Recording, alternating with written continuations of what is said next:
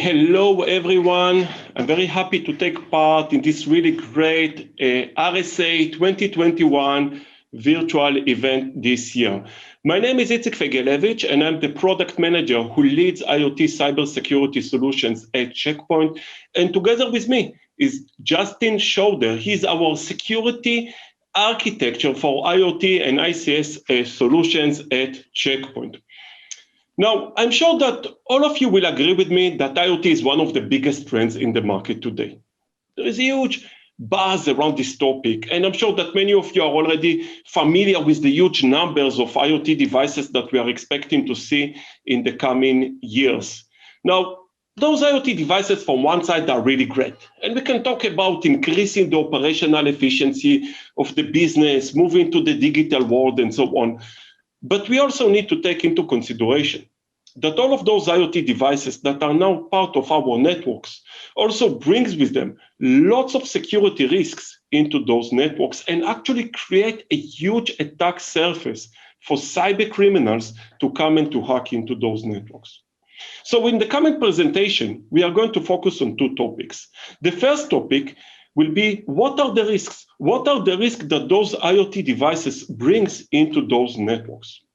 And the second topic is what is the right security solution, the cybersecurity solution to address those risks, to address those challenges in order to protect the IoT devices inside the network and to protect the network from IoT-related attacks.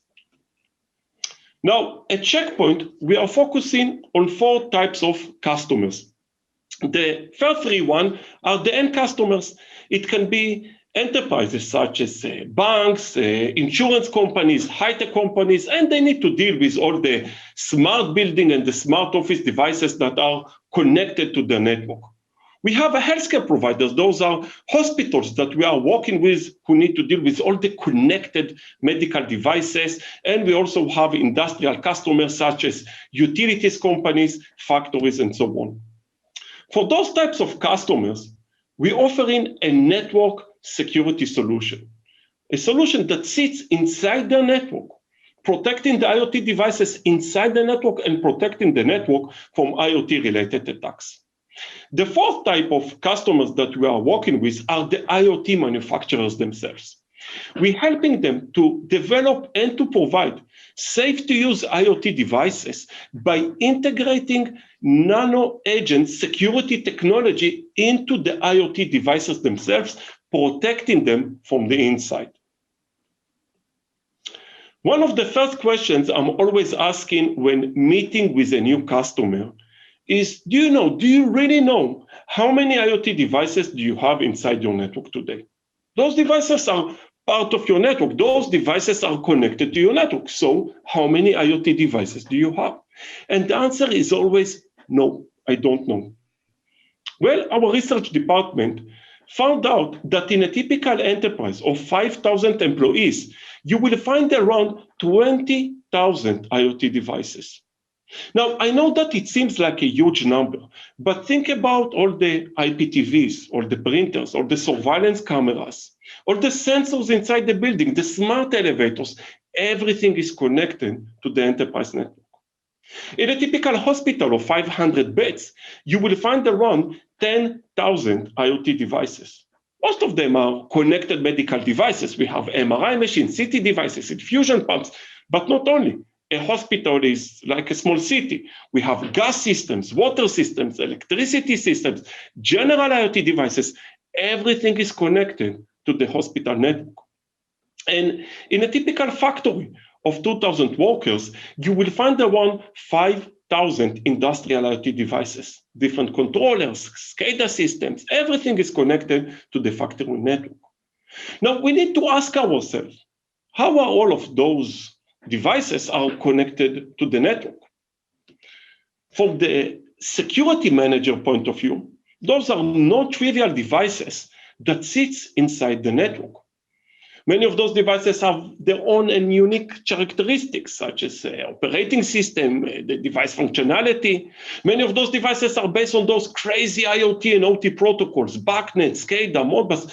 But probably the most disturbing thing is that many of those devices are unmanaged devices.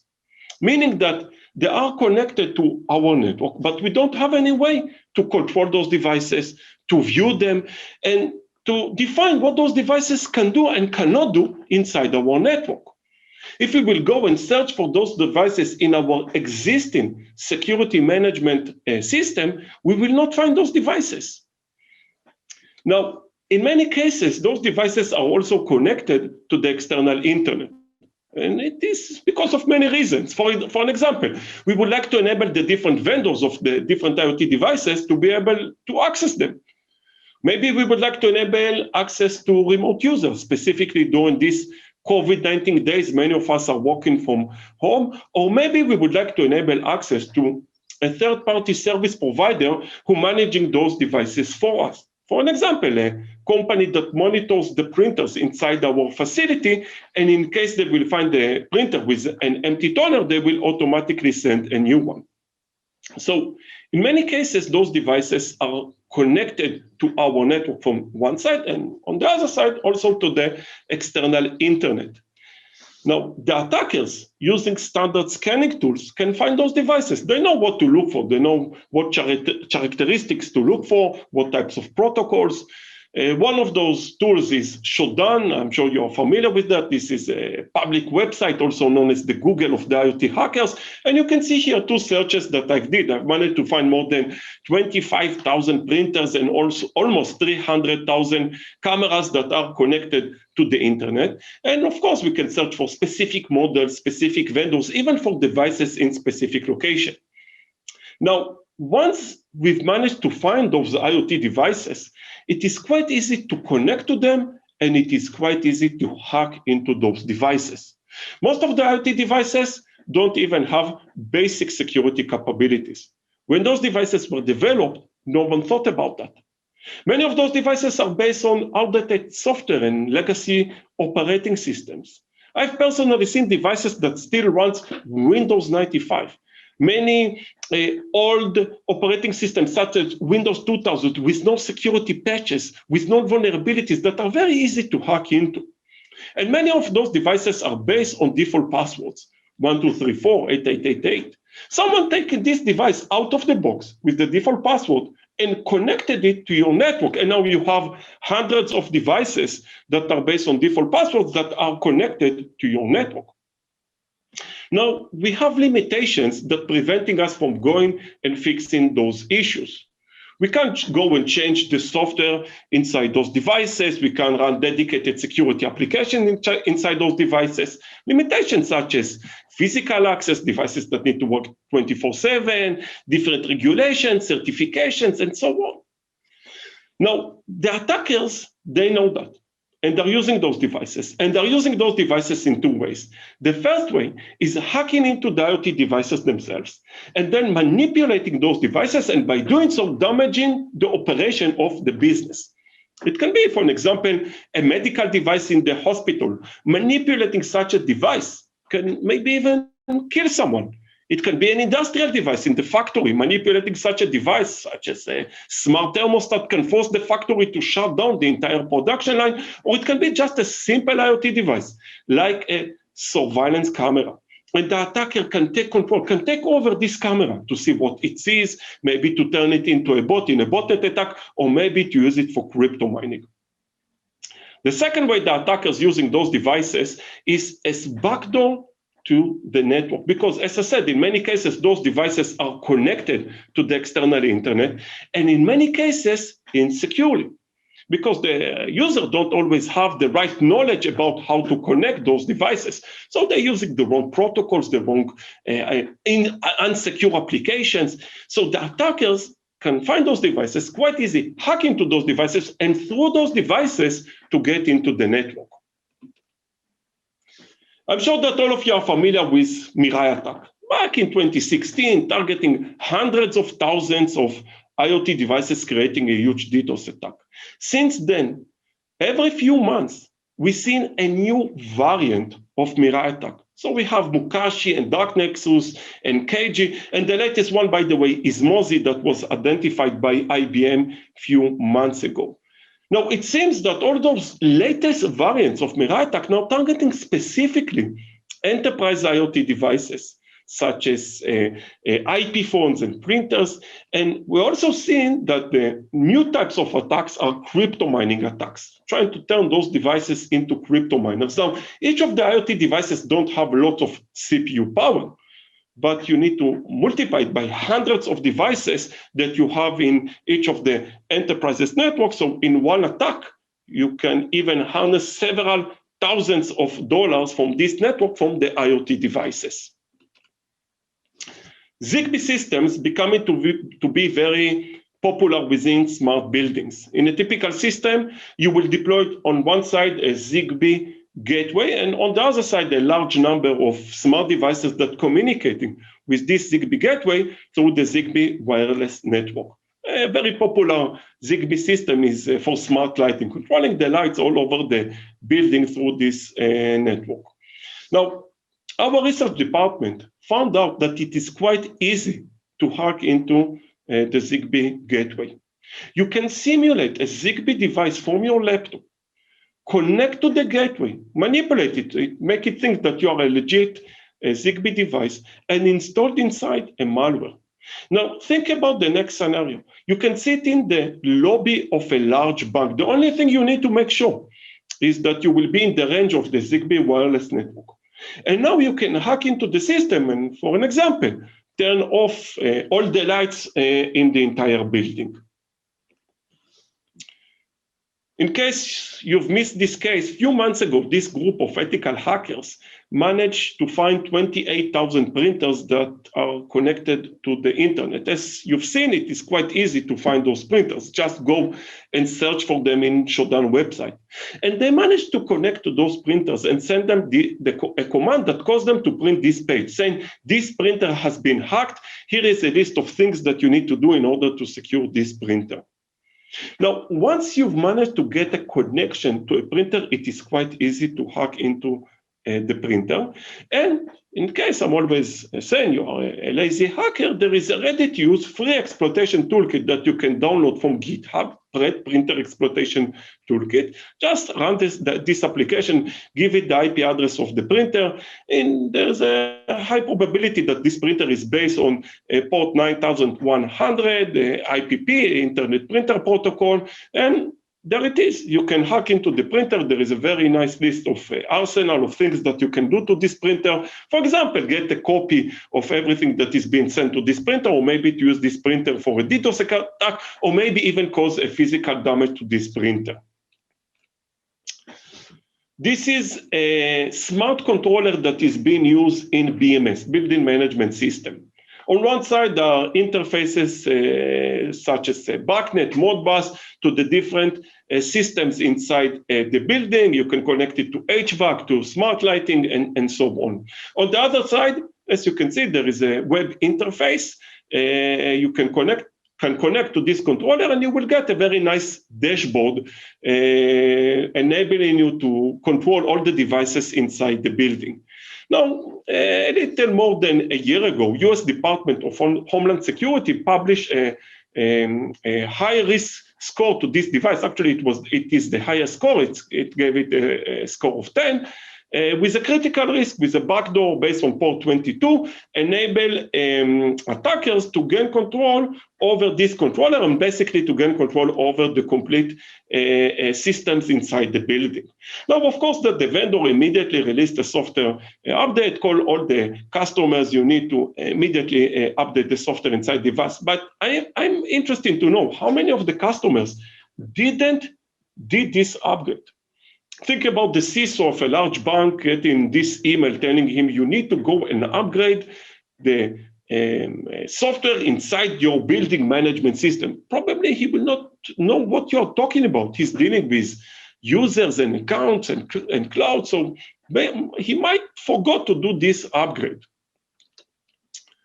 This is a real ultrasound machine that we brought to Checkpoint Labs in order to try and hack into it. And the thing is that it took us only a few minutes to succeed with that. And the reason is that this machine is based on Windows 2000 with no security patches. Now, this is how it looked once we've managed to hack into this machine, we managed to get access to the medical records that were stored inside this ultrasound machine. We also managed to get access to the DICOM protocol that were going towards the PAC server. Now, if you will go to the vendor, in this case it is Philips, and you will ask them what to do, they will tell you, what do you want? This machine is end of life. You need to go and replace this machine. But this is a perfectly working machine.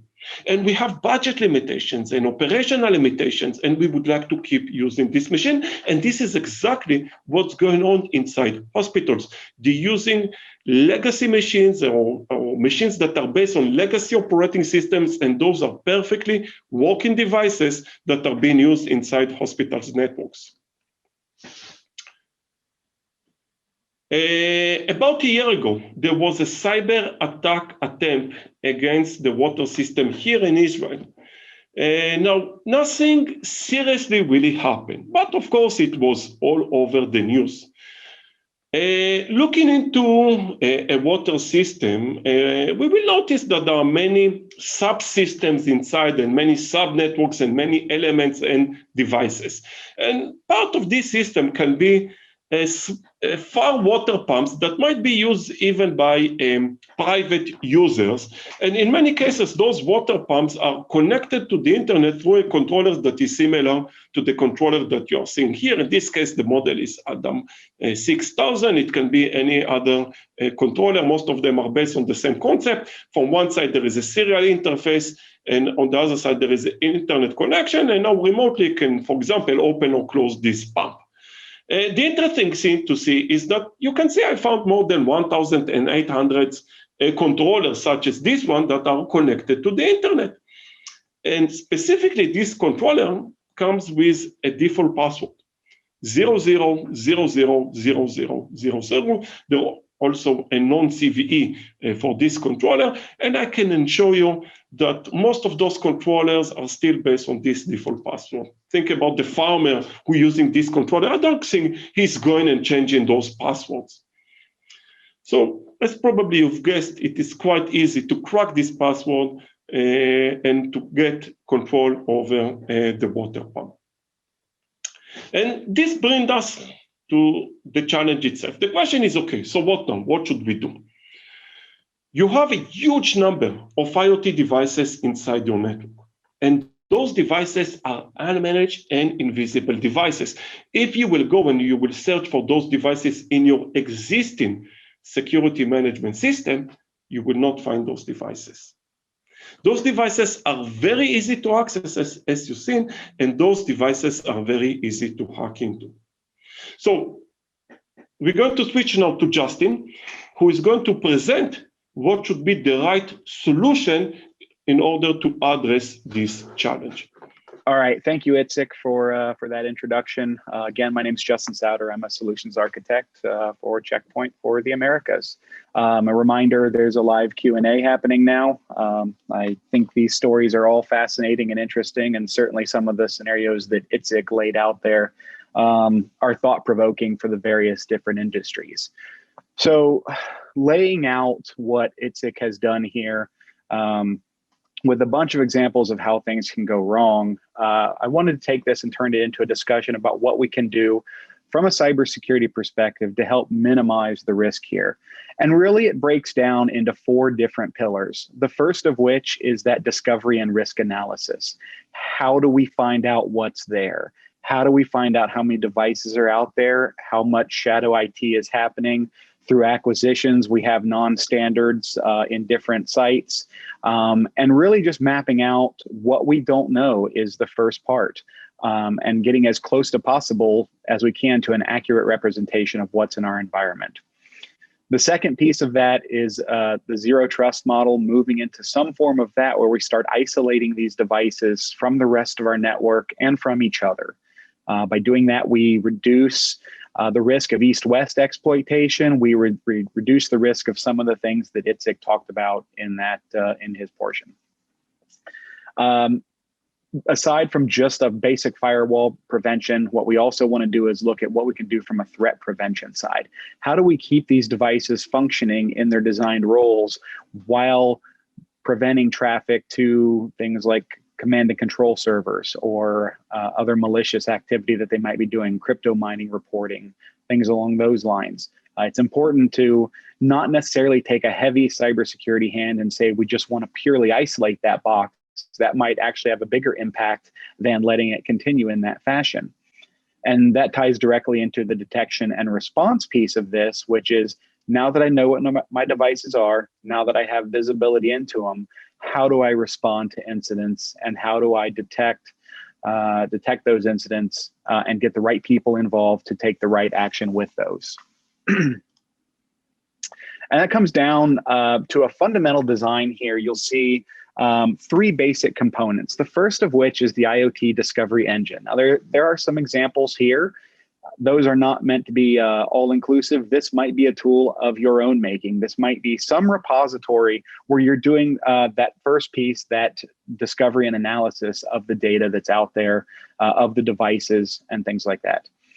The second piece of that, all that data has to be fed into a system that can take that data, use it in a fashion, extract information, and use that to enforce policy later on into the third piece of this, which is that security gateway itself. Now, these can be deployed in a couple different fashions. I'll talk about that in a little bit.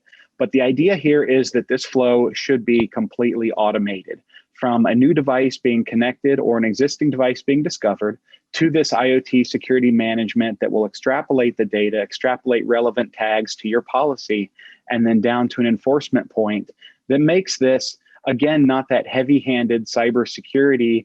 We're going to dictate that we drop everything and all new devices have to have a ticket associated with them. And it's a slow process that encourages shadow IT, but that this is automated and that the users don't see an impact to this flow from a new device coming on to it being protected and enforced in the security realm.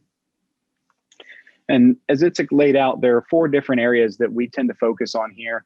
And I want to go into those in a bit more detail. The first being smart office.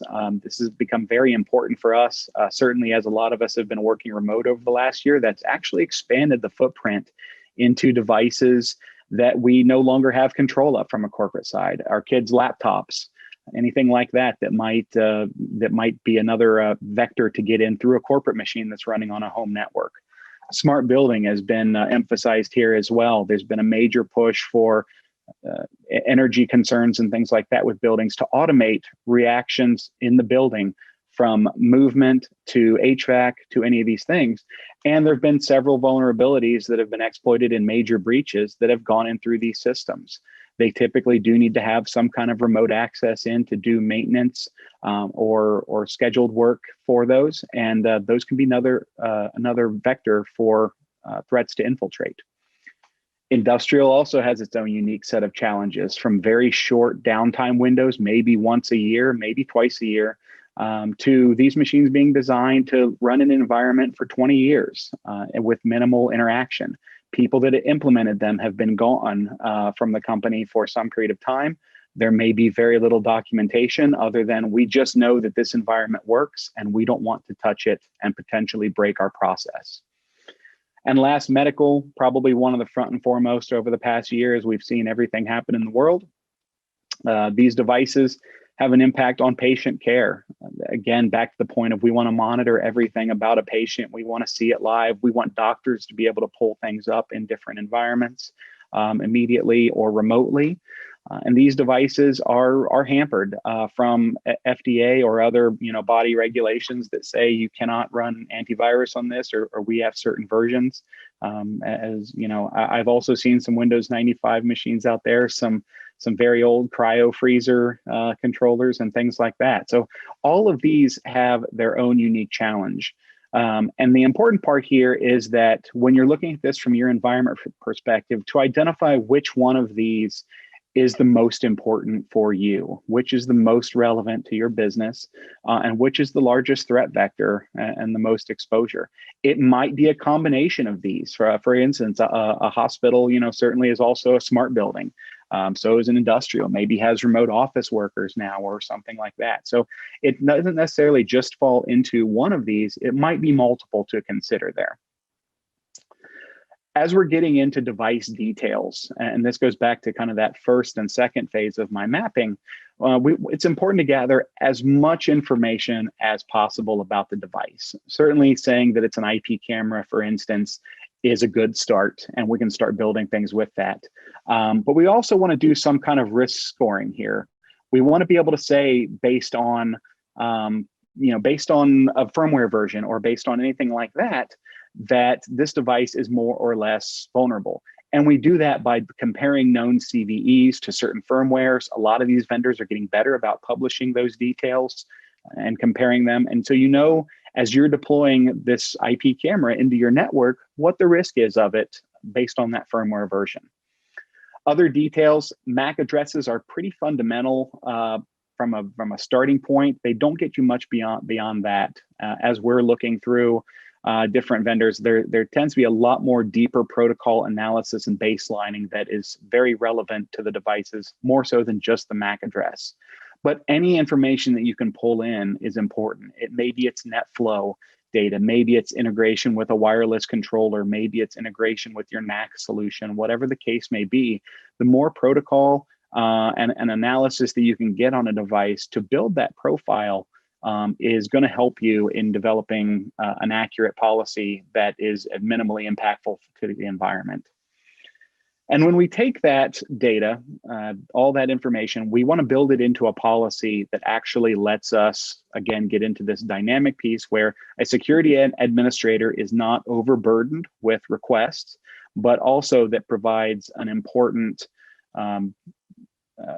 proper layer of security versus just a let's let anything out to the internet and make sure that it does that. So an example would be here. These are some tags that we've inserted into a couple different pieces, and you can see in that source column and in a couple of other pieces. We're able to tag that data and use that into policy itself. And this should be something that should be done via an API with any vendor to be able to build this out and map these components. So you can see an example here of taking security camera, any security camera we find, we're going to permit these protocols.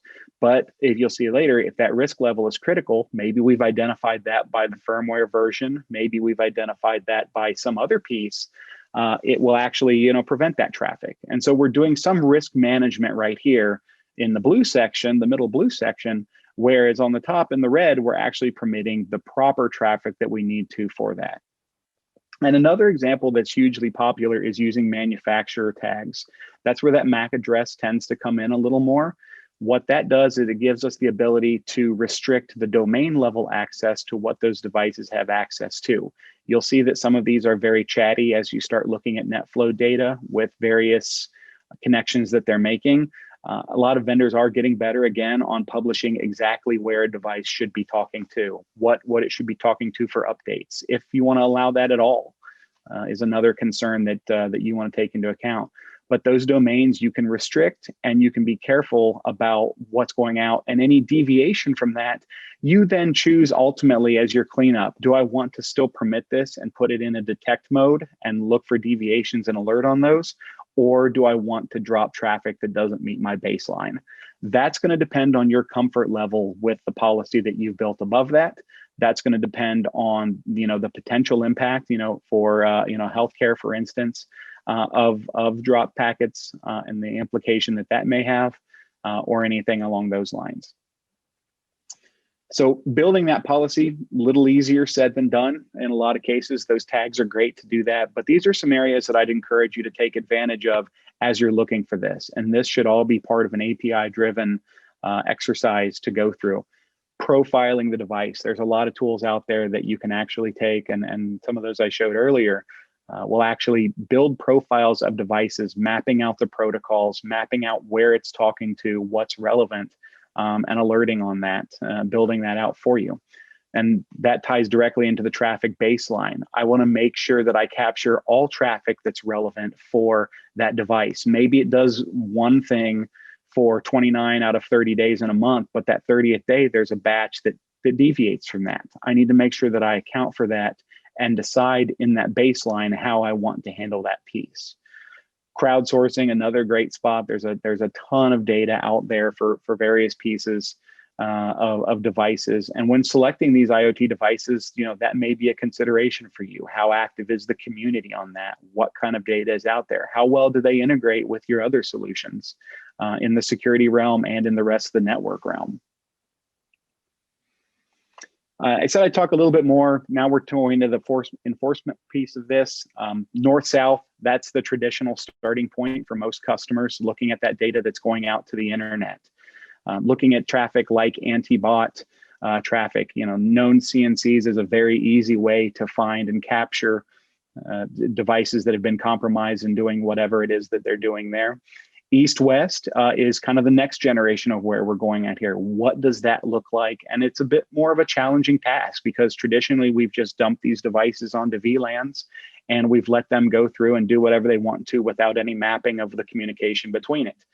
That's great from a functionality perspective. It really hurts us from the security side as we can get that lateral movement between devices and then potentially exploiting north-south.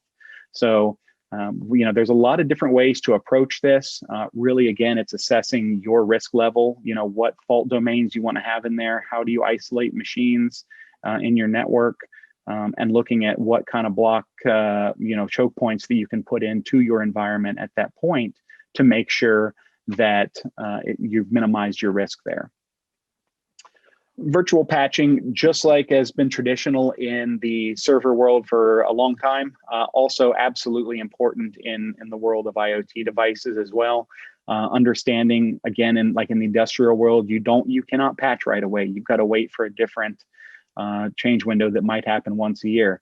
Medical is a very similar thing. You've got to roll devices in when they're not taking care of patients for these things. So being able to use technologies like an IPS to block that in that virtual patching model, hugely important as a first step. It's not a get out of jail free card to avoid ever touching and upgrading these devices. You absolutely still should, but it's important to think about where you're positioning this IPS device as well. To make sure that it is also blocking lateral movement between those devices, but still permitting that authorized traffic. Again, these devices do have a significant number of important functions that may keep people alive or keep the business running. And in that case, it's important to go through and make sure that authorized traffic is still permitted in those scenarios. Excuse me, on the topic of identifying these devices, Itzik talked about Mariah as well. It's important to look at these pieces of the CNC connection. You see the camera example here as we're going through, and feeding that data in to some kind of solution where you're building that profile up to know that this is a bad connection. Whatever that technology looks like, there are a lot of good third-party threat providers out there that will provide data for you to feed into your systems to look for this.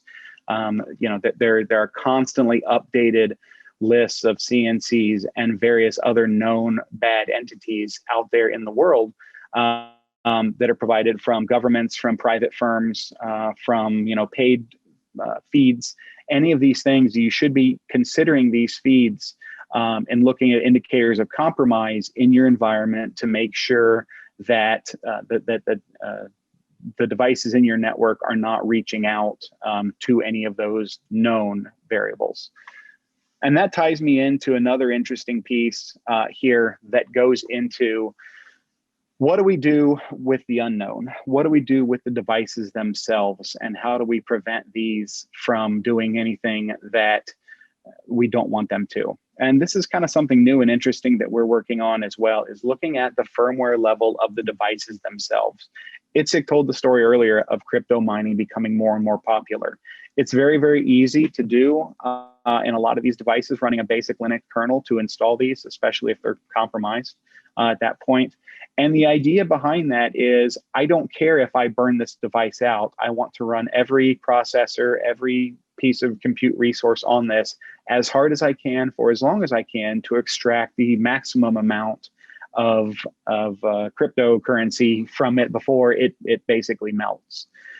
So what we're actually doing in this space, and this is a combination of working directly with IoT manufacturers and working with customers who are deploying these devices, is looking at this concept of a nano agent, where we'll actually look at the code of the firmware as it's executed to determine if is it doing anything bad? Is it doing any control flow hijacking?